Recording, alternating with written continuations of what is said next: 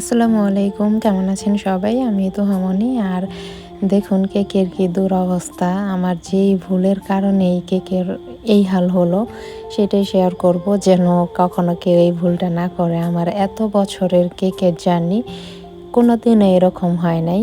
কিন্তু এখানে আমি কি করছি, কেকের তো অনেক বেশি চাপ ছিল। একটার পর একটা কেক বানাইতেছিলাম। সারতে পারতেছিলাম না আসলে। কেকগুলো সবই আমাদের জিনিসটা এমন যে কেকের অর্ডার আসলে আসতেই থাকে। অর্ডার ক্যানসেল করাও সম্ভব হয় না, সব রিপিট কাস্টমার থাকে। তা কেক যখন বানাইতেছিলাম আমি, সবকিছু তো আমাদের একদম পরিমাপ করা। সেখানে আমি চিনিটা আমি দিছি, দেওয়ার পর আমি ভুলে গেছি যে আমি চিনি দিছি কি দেই নাই। আমি দ্বিতীয়বার আবার চিনি দিছি, যার কারণে কেকগুলো ফুলে একদম বাহিরে পর্যন্ত চলে আসছে, সবগুলো একই অবস্থা।